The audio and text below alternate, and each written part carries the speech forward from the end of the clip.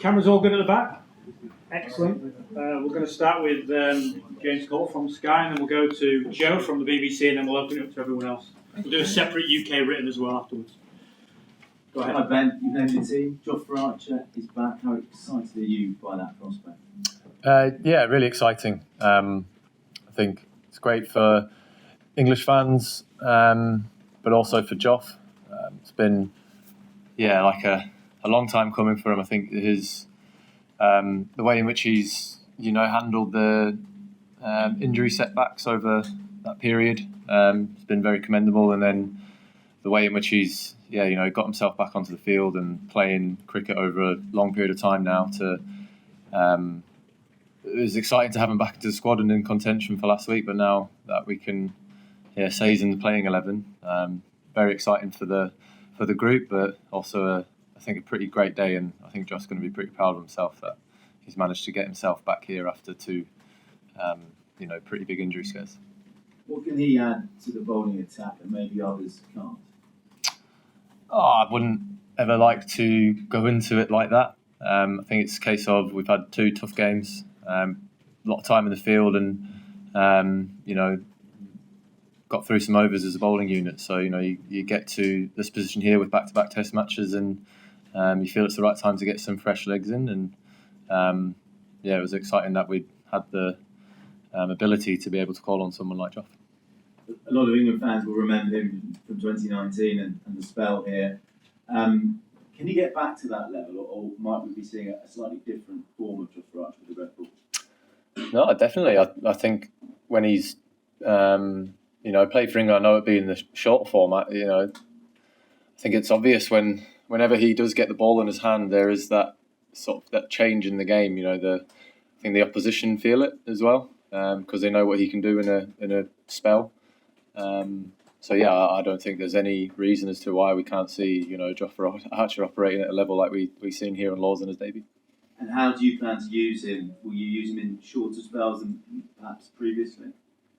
It'll all be a sort of in the moment kind of thing, like same with anyone, where if you do get a sense to maybe give someone an extra over or two than you originally planned because they feel like they're being a big threat, and you could maybe get one or two more overs out of them to potentially get a wicket. But there's definitely going to be no preconceived ideas around he's only bowling spells of 4 or 5.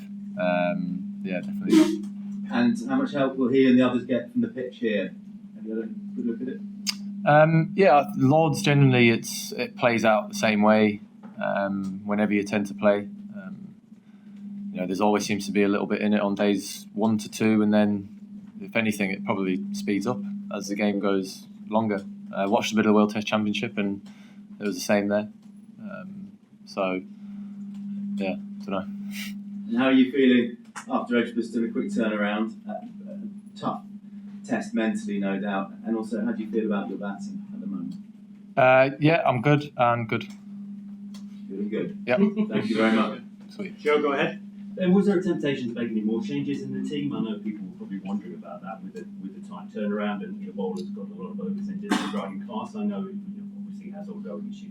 Was there a temptation to rest anybody else to make any more changes for this match? Just to again reiterate, Cass, there was no ongoing issues with him again. Good. It was like we obviously quick turnaround, so we waited to see how everyone pulled up, and Wokesy and Cassie were good. So that's why we stuck with it.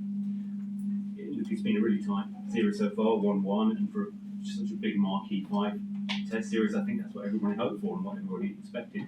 What gives you the confidence right now, Ben, that England have the edge over India overall? This was always going to be a series which was going to, at moments ebb and flow. The results were going to ebb and flow because of two very good teams going at it against each other. We came out on top at Headingley,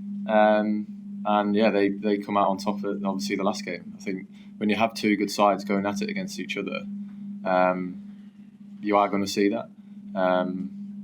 Whether we have, I don't think we feel like we have the edge over anyone. We respect our opposition, whoever that may be, whatever period in the series it may be. We'll we'll be coming out this week and look, trying to hit them hard and obviously trying to come away with a win. And just finally from me, anything particular in terms of Shubman Gill that you're thinking about or planning, or stick to the plans that you've already had through the series? Yeah, look, we've obviously got plans for all the Indian batters, but again, very good players are allowed to play well, and he has played very well in the first 2 games. We'll go Rory, Chris, and then this gentleman here. Go ahead, Rory. Are these balls in particular proving to be a challenge for you as a captain? Because I guess making those breakthroughs when the ball is still giving you something is becoming more a premium than ever. Yeah, look, I think we're not the only. Whenever we have touring teams come here, there is an issue around the balls going soft, going completely out of shape. I don't even think that the rings that we use are Duke's rings. Yeah, it's something that isn't ideal, but yeah, you got to deal with it. You know, you obviously, if you feel like the ball's gone out of shape, then you're going to check it with the umpire, and if it goes through the rings, it goes through the rings, and you crack on, and then hopefully eventually it gets that badly out of shape that you are able to change it. But yeah, look, everyone, the bowling team seemed to struggle with it. It seemed a big issue last week at Edgbaston. But yeah, look, it is what it is. If it fits through, we keep going. If it doesn't, then we get a new one.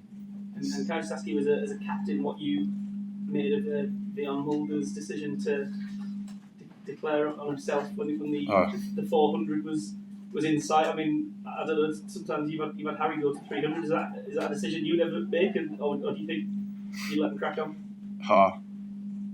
I think it's, as a captain, you'd rather do it yourself than your captain potentially pull you out on a groundbreaking day. But fair play to him, I guess. You know, don't know. I think he said something where Brian that should stay with Brian Lara. Should keep it, yeah. He's not going to get that opportunity again. You guys have protected Gilbert Jessup pretty well. Yeah, but no, fair play to him. They got the win, which obviously is the big thing that counts. We've got Chris. Thank you. Hi Ben. You've had quite a few special moments at Lords over the years. One of those was your century against Australia a couple of years ago. I just wondered what your memories of that innings are, and whether that another big score was possibly around the corner for you this week. That's 2 years ago, so pretty over that now. And yeah, hopefully, you know, the score's around the corner. We'll go Will at the back, and then we'll take 2 here. Then, back in the day, a player coming back from injury like Jofra might have played 3 or 4 first-class games. Obviously, he's going in after only 1, which a lot of your kind of predecessors as captain and 4 players kind of can't really understand. What kind of is your message to them about Jofra's readiness and why you decided that now is the right time to pick him? Stop having this default of going to the worst, if that makes sense. We're a very good nation at doing that. I see it as Jofra's played a lot of cricket over the last, it's been back 3 years now. You know, he's been playing white ball cricket for England. And yeah, like he got through a first class game for Sussex and felt really good throughout that whole time. And he got his loads up throughout that whole week last week. And look, if we didn't think he was in a position to be able to get through a test match as a bowler, then we wouldn't even be considering him for selection. Go ahead. Just an extension of that question. When you have an X factor like Jofra, how do you plan his comeback, or how do you pick and choose his matches? Does it depend on the conditions, the venues, or the opposition? When you need to protect an asset like that, how do you go about it? Or do you have a set number of overs that he needs to bowl in a test match, not go beyond that? Do you plan that way? No, not really. I think, look, if we did not think he was ready or in a position to be selected, we would not select him. Yeah, that's it. We think he's done enough to be able to get through a test match. You know, whenever you walk out onto the field, you're always putting yourself at risk. it's a professional sport. It's a very physical sport. What we do, you know. So we're all walking out there with potentially something going wrong. We don't know. But yeah, we would not select someone if we didn't think that they were able to get through a game. One here and then behind, and then we're done. Thank you. Ben, you called the last pitch in the post-match interview subcontinent time. Will you be a little more cautious around this time around? When you're going for the toss, that whether you want to bowl first or bat first, knowing what had happened in Edgbaston. Well, no, I think we're not stuck in our ways about this. I think just make that clear. I think it's that's been something that's been built up. We bowled first at Edgbaston because there was, decent overhead conditions, but that soon disappeared. The clouds broke out, but I'm not the Met Office, so I can't tell what's going to happen later on in the day after 10:30. But look, Lords is meant to be really, really hot this week, so if that's the case, where the sun is out blazing tomorrow, I think whoever wins the toss is probably going to end up doing the same thing. Awesome. Hi Ben. Ben, what do you make of your own personal form? There's a bit being written about your form as well with the bat, and it is also being said that you're not giving yourself enough opportunities to play matches in between these test series. Cool, I'm all right. It's fine. And what do you want to play some games in between a series? As in, for example, the India A games, you could have the first class matches. All right. India A. No, look, I had my surgery in January.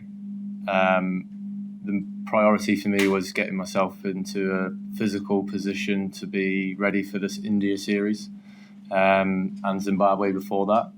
Then looking at the whole schedule where I had with obviously the opportunity to play for Durham, it was too early to play. Then I would be putting myself at risk of injuring myself again. And then there was always that option of me playing that Lions game after the Zimbabwe test. But that was purely going to be a late decision on how I felt I got through that Zimbabwe test, and I felt good. It's pretty obvious that I'm getting closer towards the end than I am to the start. So when it comes to me making a decision around games, I've got to be a lot more clever and more sensible around those decisions that I make, if that makes sense. Okay, thank you, Ben. Cheers. Thanks, everyone. Thanks.